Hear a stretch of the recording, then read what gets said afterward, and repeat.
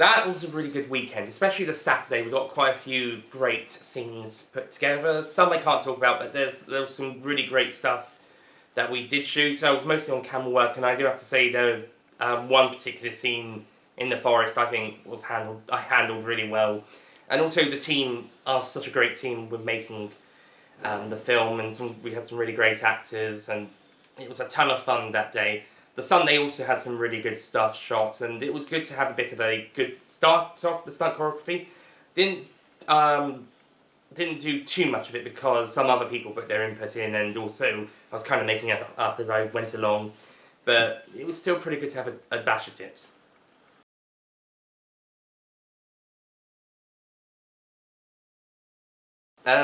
Really great, because I can put some ideas in, and we can discuss how the movie's progressing without the creators spoiling it for anybody else.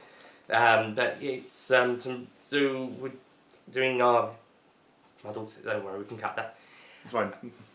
And it's got to get to know lots about the story and help progress it to the final product. And doing behind the scenes is also really great, as we get to capture some of the making of stuff and some of the filming process, and also interviews with cast and crew.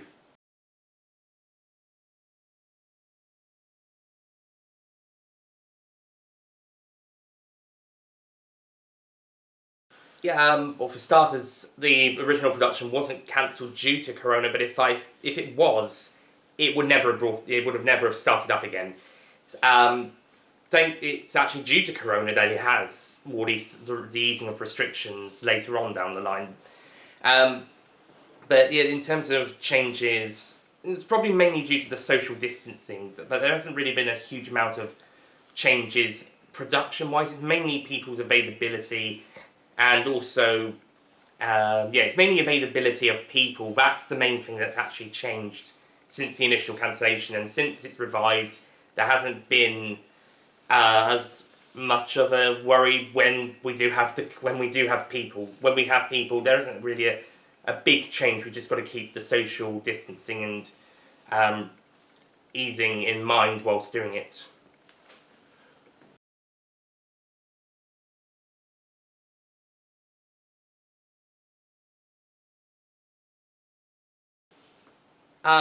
Well, for starters, I would say number 2 is not quite linear. So there is a scene at the start that takes place before the first one. But in terms of the exciting stuff, I think what's most exciting is how the story of the first 3, especially connecting 2 and 3 together. Sorry, the first 2 connect, and then especially 2 to 3's connection.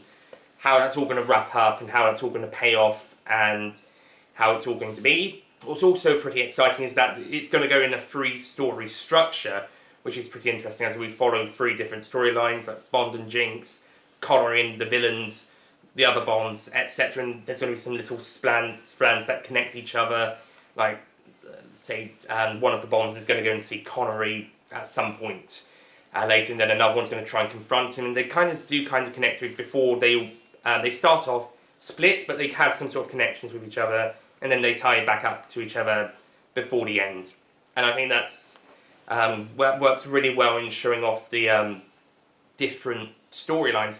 Whilst the first 2, I think they were what Ollie meant by linear was that they just followed one particular storyline, one strand, and then it's going to be split a bit more in the third one.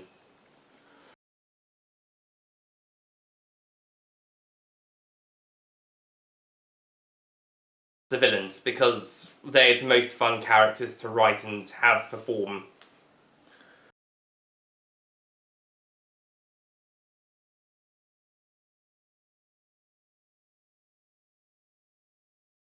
Okay, well, my actual favourite scene I can't talk about, so my second favourite scene is the bit where I got to be a bit of artsy with the camera.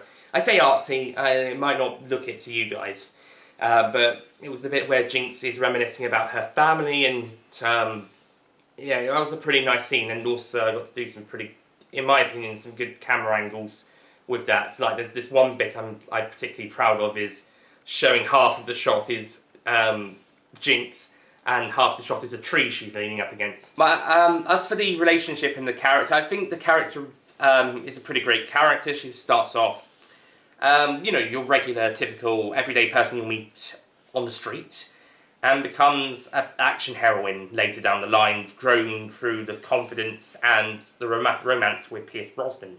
And said relationship is a really strong component of the film. It's also important for tying everything up later, but it also brings out the best in both characters. As mentioned, it makes Jinx more confident and more action heroine-y, and it also gives Brosnan a bit more of an identity in this story compared to the other ones, where he was a bit of a kid in the first one, and then in the second one they had a bit of a not an identity crisis. That's more in this film, but in the second film he had just come back to life, so they were a bit wondering about that, and then it was back to business as usual.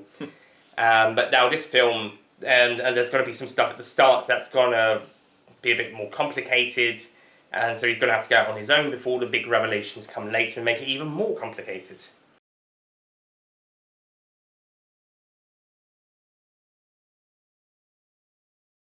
I would have to say Knick-Knack, because Ollie Newton plays them and they're so funny and it's so great.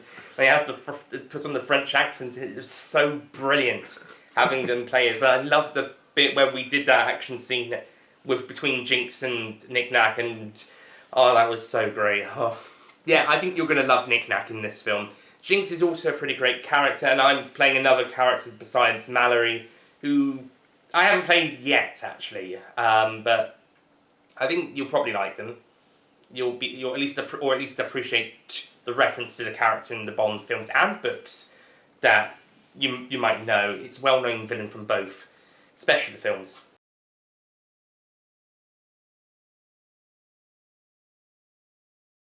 Not well, yes and no, because mainly I was making it up as I went along. I didn't really have a full-out set plan. I just kind of just jumped in and just like, oh, maybe you could do this, maybe you could do that, and then some of the others put in their input, and eventually it did kind of work out. But I think I only kind of started off the chain of that input as opposed to doing the full-on direct fight scene. I think I'm going to have to work it out a lot more if I'm going to do any more on this film, and further films I'm going to have to work out a lot more.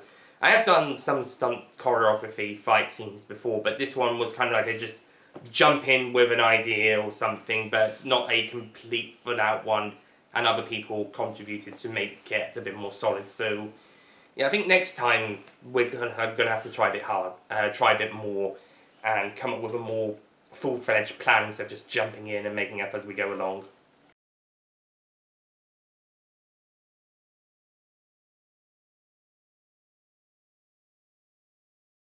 To answer that last bit first, yes. Because, mainly due to the size of the story, you've got the three big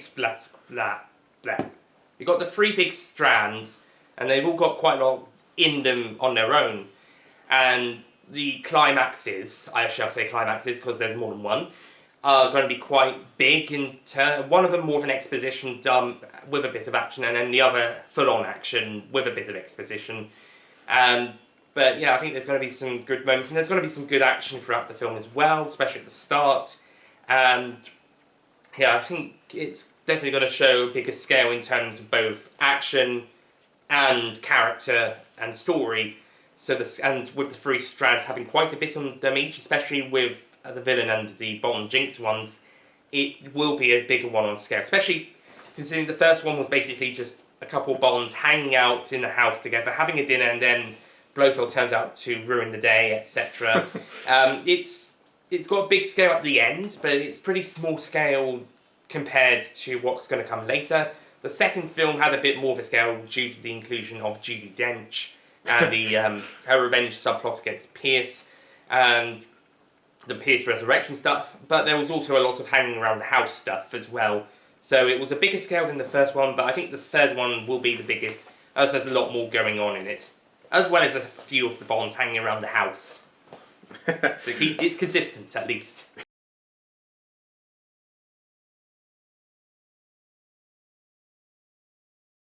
Oh yeah, fantastically.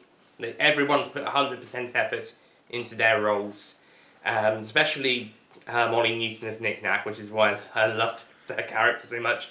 I wasn't there for the filming with Keys or Billy earlier a few weeks ago, but I presume they did brilliantly. I did see some footage of Billy, and we're in for some laughs. I mean, we've already had some laughs with some shooting we did before the initial cancellation, including one scene that is super funny. Might have some behind the scenes footage. I think, yeah, I've got some behind the scenes stuff off, but I think it's on private or unlisted at the moment because it is a bit spoilery. It'll be public when it's out. But let's just say it's a really funny scene. And looking at the footage for this film you did with them a few weeks ago, yeah, we're going to have plenty more comedy with Judi Dench throughout the film, or at least in parts of the film anyway. Neve's done a really great job as Moneypenny. She did a scene back in 2018. Yeah, 2018. And then she did the rest of her scenes over the last month. And she's been really great in all of them. Georgina has been brilliant as Jinx, and she's done a really great job in the role. And Ollie Newton, obviously, as Nick Nack, they've been brilliant. And also a couple of new Bond actors we got last month. We got Danny Middleton as George Lazenby, and he's brilliant. Tom Elgee, who was a university friend, main guy behind Charming, he's Daniel Craig, he's amazing. And Matt Burns as Timothy Dalton, also really great as well. Missed the filming where they filmed the Santa Claus chasing, but in the bit with Lazenby and Craig, he was really great as well. So we've got some great stuff there, and some fun stuff. Also a shout out to Jake, returning actor Jake, for playing Connery. He's really great, and from what I saw of the footage, Keys and Billy back as Moore and Judy, and also Ollie as Brosnan, and Tom Steele as Dominic Green when we filmed with him last time before lockdown, and Abby Pajak and Annabelle Casey as Solitaire and Electra respectively. I'll throw a shout out in for me as well. Yes. Glad to hear it. No abbreviation needed.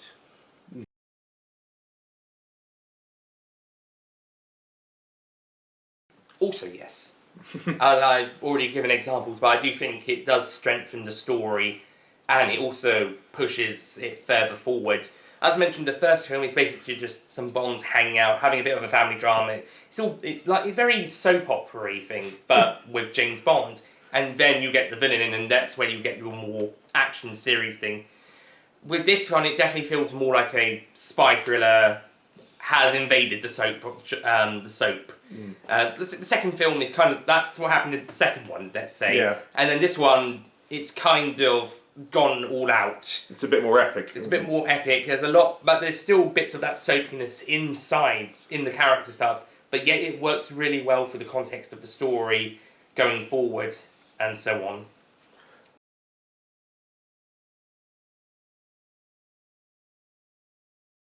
Well, it's not all finished yet, but from the script, it would be all of these characters coming together, or at least most of the characters coming together and having a fight. And there's a bit of an emotional moment, which has partly been filmed. And yeah, I think that's going to be an important scene towards the end. And then we're going to come to another scene, which we did film, but we're going to have to reshoot that. And then it leads to another scene, which we did shoot back in 2018 or early 19. Yeah, it was 2019. But we're going to have to reshoot it. But yeah, that's the most important scene at the end of that bit. As that is where Brosnan and Connery are going to come for one last confrontation, and it's a key scene. It's probably the most important scene of the movie. And yeah, the way it's handled, I think, is pretty strong.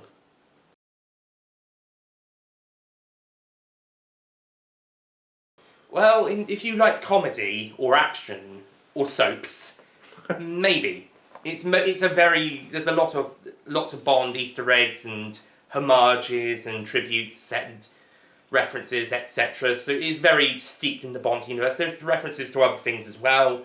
Like the scene with Billy that we did before lockdown that I mentioned but didn't go into detail about, that does reference an iconic movie from the 1990s that I won't mention. I won't say which one, but it's probably the first one that comes to your mind that isn't Bond related. It's almost guaranteed to be the first one that comes to your mind. But yeah, we've got some other references here and there to some other stuff as well, and the second film is very Christmas heavy.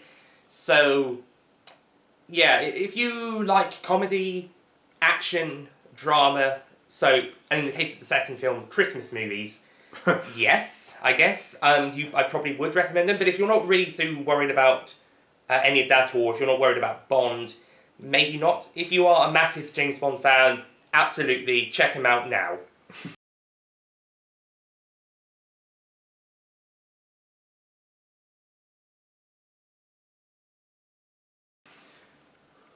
Fun, enjoyment, and also a satisfaction of a great story tying up mostly loose ends, but also some new stuff, wrapping up the story, and just being a great time, a great action comedy dramatic romp of an adventure that wraps up this story that started off in the first two films.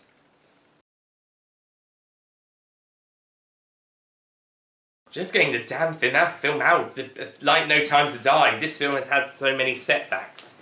But I think once it's all finished, it will be brilliant, it will look great, and we can show off this remarkable achievement that we've had so much fun filming. The end product is always something to look forward to, and I think it's going to be really great and look great, be a whole ton of fun.